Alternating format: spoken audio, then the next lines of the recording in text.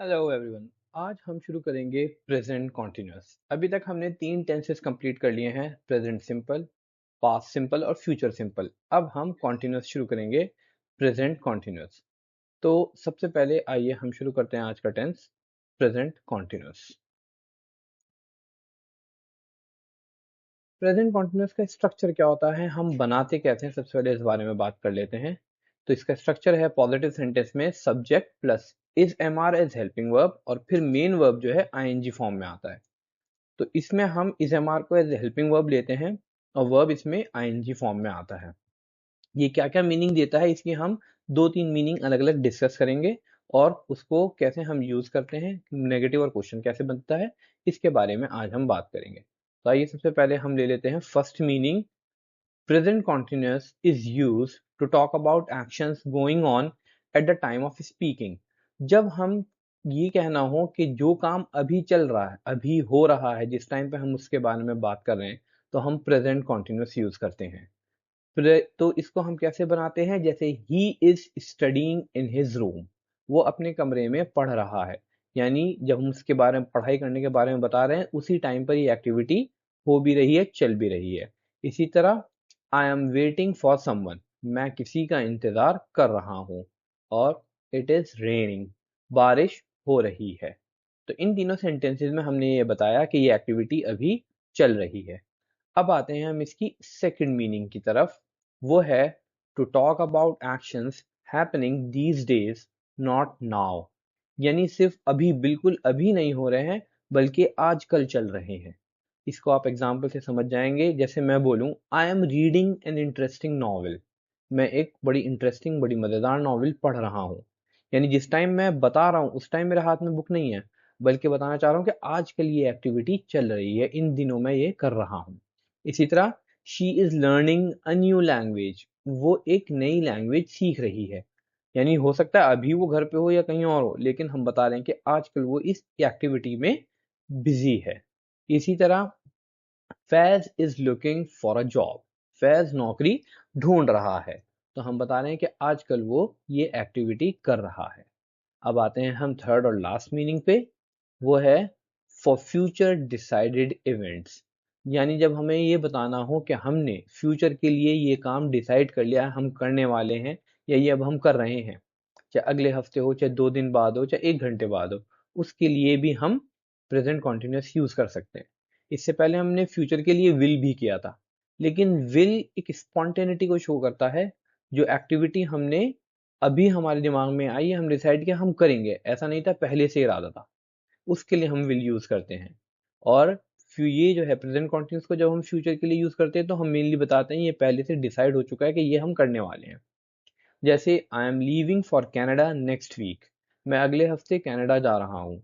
यानी ये बात पहले से तय है, टिकट्स आ चुके हैं, तो ये डिसाइडेड है। इसलिए मैं विल के बजाय मैं क्या यूज करूंगा, I am leaving for Canada, मैं कनाडा जा रहा हूँ। इसी तरह ही is moving back to his home town, वो वापस अपने होम टाउन शिफ्ट हो रहा है। यानी उसने ये डिसाइड कर लिया ये होने वाला है। इसी तरह we are having a big feast this Sunday, इस संडे को हम एक बड़ी दावत करने वाले हैं। तो एक तो ये पॉजिटिव का स्ट्रक्चर हो गया कि सब्जेक्ट, उसके बाद is am are as helping verb depending on the subject, और उसके बाद वर्ब की आईएनजी फॉर्म। अब हम चलते हैं इसके नेगेटिव की तरफ, कि हम प्रेजेंट कॉन्टिन्यूअस का नेगेटिव कैसे बनाते हैं। तो सबसे पहले नेगेटिव का स्ट्रक्चर देख लेते हैं। ये है सब्जेक्ट सेम, उसके बाद फिर वही सेम हेल्पिंग वर्ब आएंगे इज एम आर, उसके बाद बस हम नॉट ऐड कर देंगे, और फिर वही अब वर्ब की आईएनजी फॉर्म आएगी नेगेटिव में भी। इसकी वही अलग अलग जो 3 मीनिंग थे, उसी में हम एग्जांपल्स भी लेंगे। जैसे present continuous is use to talk about actions going on at the time of speaking, तो इसको नेगेटिव में कैसे बोलेंगे, I am not working right now, यानी इस टाइम मैं अभी काम नहीं कर रहा हूँ, मैं फ्री हूँ। She is not doing anything, वो कुछ नहीं कर रही है। इसी तरह teacher is not taking class, teacher class नहीं ले रहा है, यानी इस वक्त वो क्लास में नहीं है, क्लास नहीं चल रही है। इसी तरह सेकंड मीनिंग में to talk about actions happening these days, आजकल कोई एक्टिविटी चल रही है, उसका negative we are not going to gym for now, अभी के लिए हम जिम नहीं जा रहे हैं, यानी कुछ दिनों के लिए हमने इसको बंद कर रखा है। He is not taking class regularly, वो पाबंदी से क्लास नहीं ले रहा है। इसी तरह John is not concentrating on studies, John पढ़ाई पर आजकल ध्यान नहीं दे रहा है। अब लास्ट मीनिंग पे आ जाते हैं, फॉर फ्यूचर डिसाइडेड इवेंट्स। जैसे she is not buying that house, वो ये घर नहीं खरीद रही है, यानी उसने ये डिसाइड कर लिया है कि वो ये नहीं करने वाली है। Guest are not arriving any time soon, guest अभी जल्दी आने वाले नहीं हैं। और last example, we are not leaving this city, हम इस शहर को छोड़ने वाले नहीं हैं। तो ये फ्यूचर के डिसाइडेड इवेंट्स के नेगेटिव सेंटेंसेस हो गए। अब आते हैं इंटरोगेटिव और क्वेश्चन पर। तो आइए अब हम लोग देख लेते हैं क्वेश्चन कैसे बनता है। तो सबसे पहले इसका स्ट्रक्चर। तो इंटरोगेटिव में वही हम करेंगे two types of question, type one जिसमें हम सिंपल क्वेश्चन करते हैं जिसका आंसर यस और नो में आता है, और टाइप टू जिसमें WH वाले क्वेश्चन होते हैं, व्हेन वेयर वाई वाले। तो टाइप वन जो है उसमें सिंपली हमें क्या करना है कि हम इज एम आर को, जो हेल्पिंग वर्ब है, सब्जेक्ट से पहले ले आएंगे, स्ट्रक्चर उल्टा कर देंगे, और उसके बाद सब्जेक्ट आएगा और लास्ट में आ जाएगी वर्ब की आईएनजी फॉर्म।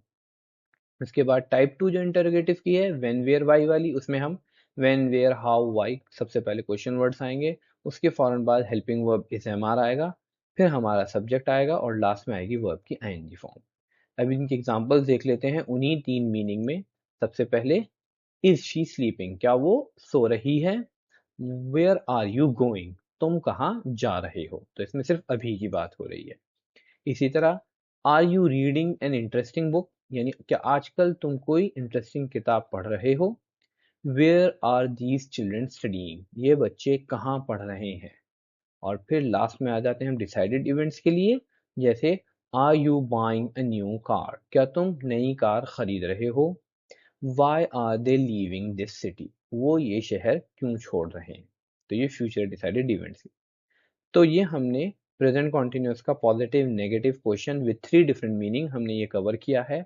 अब लास्ट में मैं एक चीज जरूर बताना चाहूंगा, यहाँ पर हम एक कंपैरिजन करेंगे प्रेजेंट सिंपल जो हमने पढ़ा था और प्रेजेंट कॉन्टिन्यूस जो आज पढ़ा है, इन दोनों के स्ट्रक्चर और मीनिंग में क्या डिफरेंस होता है।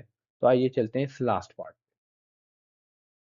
Comparison between present simple and present continuous. तो हम देख लेते हैं इसमें, सबसे पहले मीनिंग से स्टार्ट करते हैं।